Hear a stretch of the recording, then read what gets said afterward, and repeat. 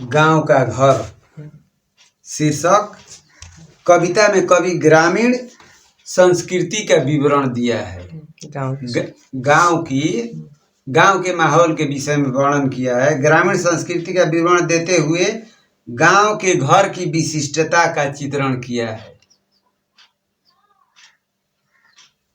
गांव के घर के अंतःपुर की वह चौखट गांव के अंतःपुर की बाहर की ड्योढ़ी पर एक चौखट रहा करता है। गांव की बाहर है ना, जो घर होता है, गांव के सीमा पर वह चौखट होता है। यह चौखट वह सीमा रेखा है जिसके भीतर आने से पहले परिवार के वरिष्ठ नागरिकों को रुकना पड़ता है। वह सीमा है चौखट, जिसको कहा जाता है कि वरिष्ठ नागरिक जो घर के हैं जब आते हैं तो वहां पर रुकना पड़ता है। घर पर जैसे मान लो कि घर में प्रवेश करते हैं वरिष्ठ नागरिक, औरतें किस रूप में है, कैसे है, उनको अपना संकेत हो जाता है। एक प्रकार से संकेत देते हैं। वहाँ संकेत का वही रूप होता है कि अपनी खड़ाऊं को खटपट आवाज से घर के अंदर की महिलाओं को अपने आने का संकेत देना पड़ता है। अपने खड़ाऊं के खटपट आवाज से, जो पांव में पहने हुए चप्पल है, जूता है या खड़ाऊं है, उसके खटपट आवाज से महिलाओं को संकेत देना पड़ता है कि हाँ, कोई आया हुआ है घर का नागरिक। अन्य संकेत भी अपनाए जाते हैं और भी दूसरा संकेत अपनाए जाते हैं, जैसे खांसना। घर से बाहर बुजुर्ग व्यक्ति जो है, वरिष्ठ नागरिक है, घर से अंदर प्रवेश कर रहा है तो या तो चप्पल हो, जूता हो, खड़ाऊं हो, आवाज देता है, नहीं तो खांसना, ऐसे ही खोखेगा, इस तरह के आवाज नहीं, सब लोग ठीक हो जाए। हाँ, कि घर पर स्त्रियां हैं तो उनको अब यह संकेत देते हैं कि हाँ, आ रहे हैं कोई, तो जिस रूप में होगी वो अपना सावधान हो जाएगी, बिल्कुल स्टिक हो जाएगी।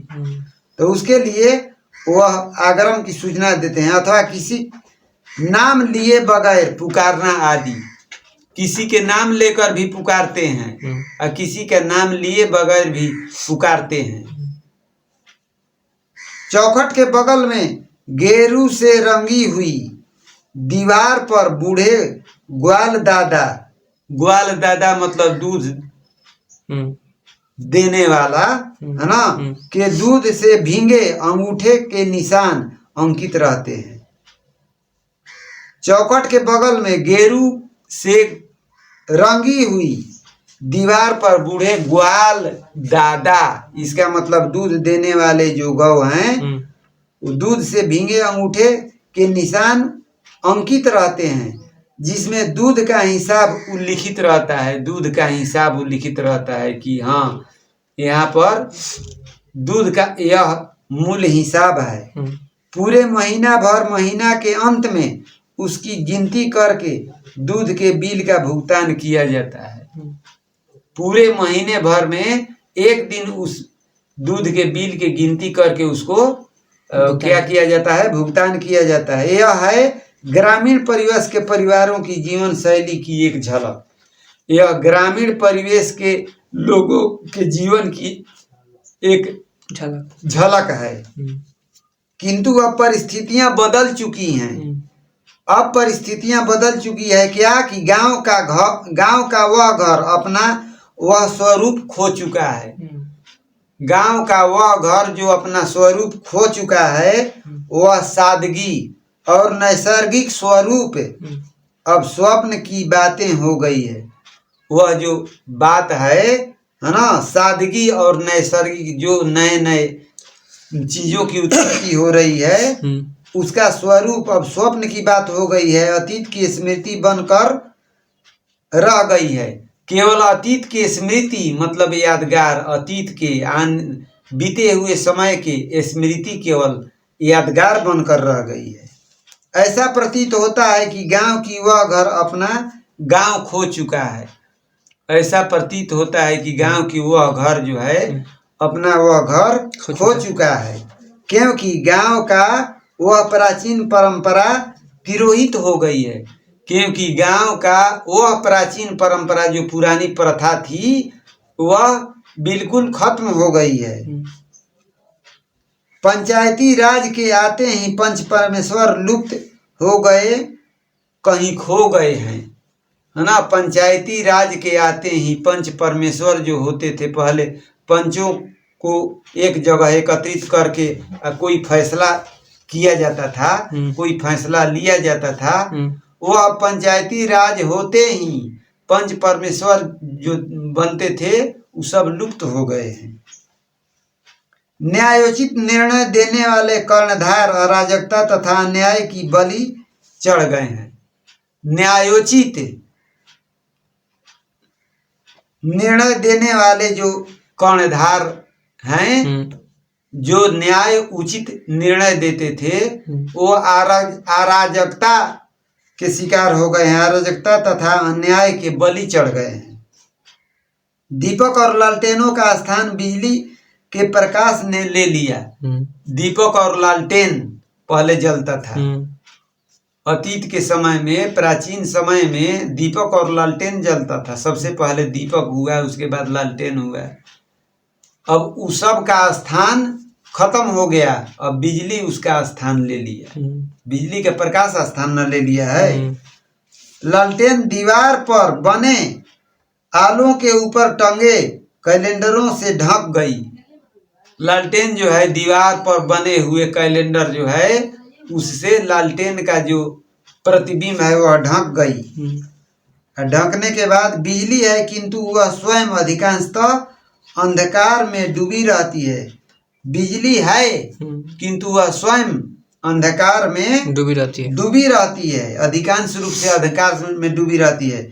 वह बनी रहने के बजाय गई रहने वाली ही हो गई है। वह बनी रहने के बजाय गई रहने वाली ही हो गई है, क्योंकि आग लाइन आने के बाद में प्रकाश फैल जाता है, उसके बाद में लाइन चले जाने के बाद में पूरा अंधेरा हो जाता है।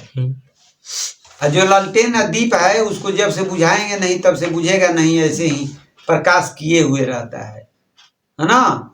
तो यही बिजली का जो है वह बनी रहने के बजाय वो गई रहने वाली हो गई है, चली जाने वाली हो गई है। कोई उसका टाइम समय सीमा लिमिट नहीं कि लगातार यह रहे, कब कट जाए, कब अंधेरा हो जाए। इसके कारण वह रात प्रकाश से अधिक अंधकार फैला रही है। इसके कारण, जिसके कारण वह क्या कर रही है, रात प्रकाश से प्रकाश से अधिक अंधकार को फैला रही है। उसका जब प्रकाश आता है तो पूरा एकदम उजियाला हो जाता है, अंजोर हो जाता है। जब कटने के बाद में पैर के पास भी दिखाई नहीं देता, अंधेरा ज्यादा उससे अनुभव होता है। और दीपक से उतना अंधेरा नहीं, दीपक हो लालटेन हो, उससे उतना अंधेरा नहीं, बुझा दिया तभी कुछ अंजोर ही दिखता है। लेकिन लाइन को कटने के बाद में पूर्ण रूप से अंधारा हो जाता है कि एक डेग चलना मुश्किल हो जाता है। तो वहीं यह अंधकार एक प्रकार से साथ छोड़ दिए जाने की अनुभूति कराता है। यह जो अंधकार एक प्रकार से साथ छोड़ दिए जाने की अनुभूति कराता है, अर्थात कोई स्वजन साथ छोड़कर चला गया हो, अर्थात कोई अपना आदमी, स्वजन अपना आदमी साथ छोड़कर चला गया हो, उस प्रकार। अब झन से ना लाइन आया, टप से ना कट गया, तो ऐसे ही उसका वो ऐसा अनुभव होता है कि अपना आदमी कोई आया बस चला गया, है ना, यह अनुभव कराता है।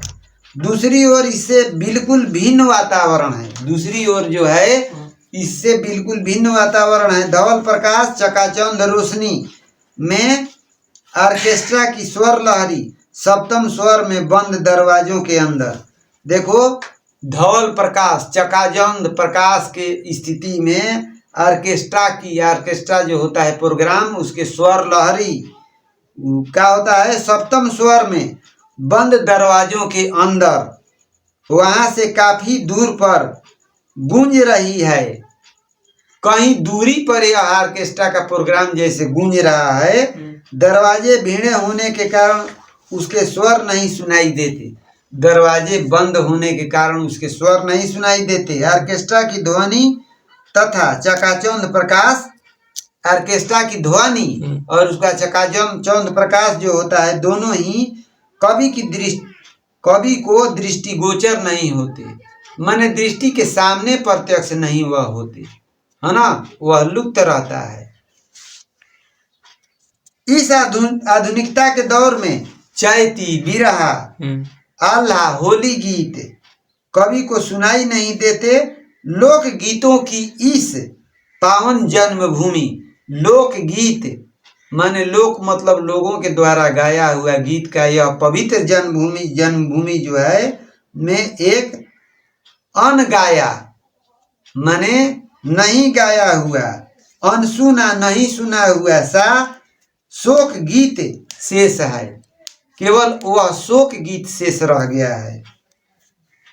10 कोस दूर स्थित शहर से आने वाला सर्कस का प्रकाश बुलौआ, सर्च लाइट, बुलौआ जिसको सर्च लाइट कहते हैं, 10 कोस के दूरी पर से आने वाला जो सर्कस का प्रकाश होता है, फोकस होता है, 10 कोस की दूरी पर जाता है, जिसको सर्च लाइट कहा जाता है। अब अपना दम तोड़ चुका है, वह भी अपना दम तोड़ चुका है, लुप्त हो गया है। पहले बहुत काफी सर्कस होता था, लेकिन अब वह धीरे धीरे लुप्त होते जा रहा है। मोबाइल के जमाना है। यह देखकर ऐसा अनुभव होता है, मानो अपने दांतों को गंवाकर हाथी गिरा पड़ा हो। यह देखकर ऐसा अनुभव हो रहा है कि अपने दांतों को गंवाकर हाथी गिरा हुआ पड़ा हो। शहर को अदालतों और अस्पतालों में फैले हुए भ्रष्टाचार के विभत्स मुख चबा जाने, शहर की अदालत और अस्पताल में फैले हुए जो भ्रष्टाचार हैं, अदालत में भी भ्रष्टाचार फैला हुआ है और अस्पताल में भी भ्रष्टाचार फैला हुआ है, वह देखने के बाद में मुख चबा जाने और लील मतलब निगल जाने को तत्पर है तथा बुला रहे हैं। इससे गांव की जिंदगी चरमरा रही है।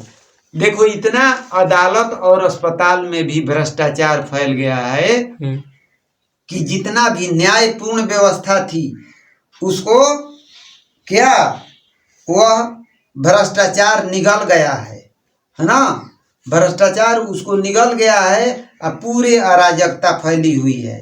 अदालत हो या अस्पताल हो, हर जगह वह भ्रष्टाचार की नींव पड़ी हुई है, भ्रष्टाचार चारों तरफ फैली हुई है। अदालतों और अस्पतालों के फैले हुए भी रुंधते गंधाते अमित्र परिसर की जिन बुलाओं से गांव के घर की रीढ़ झुरझुराती है। कह रहे हैं कि गांव के घर जो हैं, गांव और घर ग्रामीण परिवेश का जो रीढ़ है वह झुरझुरा रही है। वह जो यहाँ की जिंदगी है, इन लोगों को मूल जीवन है ग्रामीण परिवेश का, वह चरमरा गई है ना। इस तरह के भ्रष्टाचार को देखकर, जैसा कि भ्रष्टाचार दिन प्रतिदिन बढ़ता जा रहा है। पहले प्राचीन युग में स्त्रियां भी बड़े बुजुर्ग को जब देखती थी कि घर पर या कहीं इधर उधर जा रही है, नजर पड़ता था तो अपना जो वस्त्र है, वस्त्र से घूंघट की तरफ अपना सही ढंग से अपना कर लेती थी। उस समय का माहौल ही कुछ और था। अदब मानती थी, सम्मान देती थी, प्रतिष्ठा देती थी। लेकिन आज वही समय बदल चुका है। आज बड़े बुजुर्ग हो या कोई व्यक्ति हो, लेकिन स्त्रियों का वस्त्र जो है सर से नीचे गिरा हुआ ऐसे ही अपना कंधे पर रख के इधर से उधर चल रही है।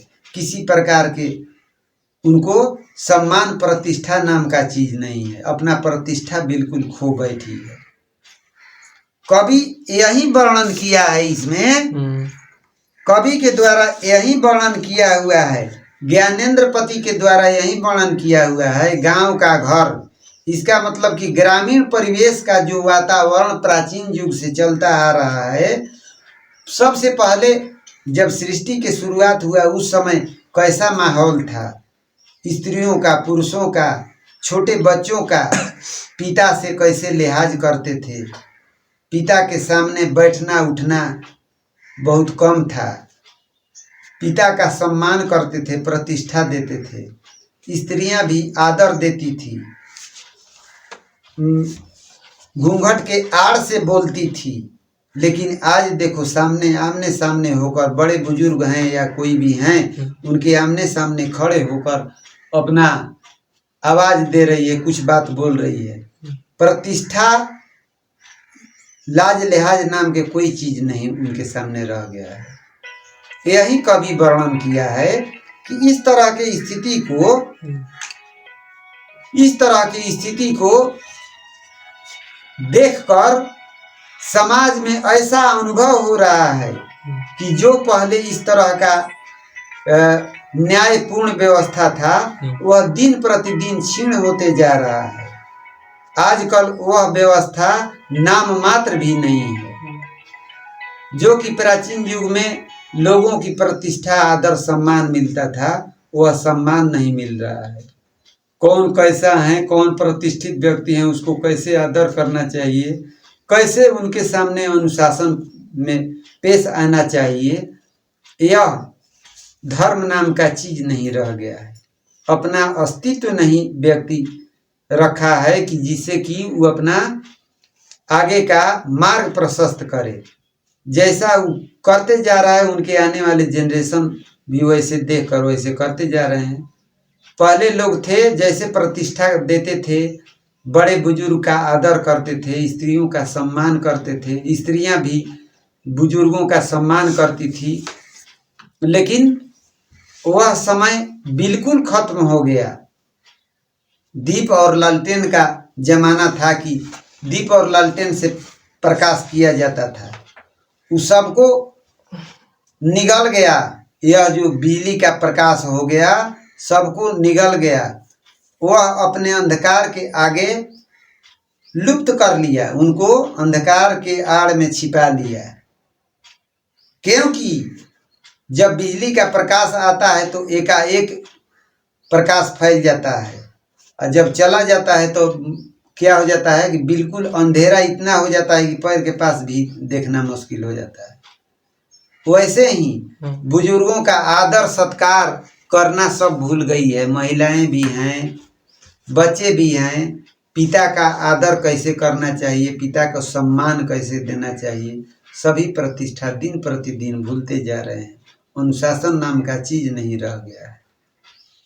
सबसे पहले यह कहा गया है कि माता पिता गुरु सबको आदर करना व्यक्ति का स्वभाव होना चाहिए। जो भी मानव प्राणी है, माता पिता गुरु भाई बहन सबको आदर सत्कार करना, माता पिता गुरु का अनुसरण करना, माता के आज्ञा का पालन करना, पिता के आज्ञा का पालन करना, पिता के बताए हुए मार्ग पर चलना, सभी भूल गए हैं, है ना। तो यही कवि ज्ञानेंद्र पति कहते हैं कि गांव का घर, इसका मतलब कि ग्रामीण परिवेश जो है, इन सभी दिन प्रतिदिन बदलते हुए सभी रिवाजों के अनुसार सब बदल गए हैं। पहले का जो था वैसा माहौल, वैसा लोगों में विचारधारा सब बिल्कुल खत्म हो गया है। इसलिए भ्रष्टाचार का ही दिन प्रतिदिन प्रकोप बढ़ते जा रहा है। लोगों में शांति नाम का चीज नहीं है, अशांत होते जा रहे हैं। दिन प्रतिदिन अपना कदाचार, भ्रष्टाचार, अत्याचार, इस सब में अधिकांश लोग लिप्त रहते हैं। लेकिन सबसे पहला कवि का कहना है कि अपने अस्तित्व को बनाए रखने के लिए, अपने से प्रतिष्ठा पाने के लिए, अपने को प्रतिष्ठा पाने के लिए अपने से प्रतिष्ठा बनाना चाहिए। तभी व्यक्ति का जीवन सुखमय होता है, तभी व्यक्ति का जीवन सफल होता है।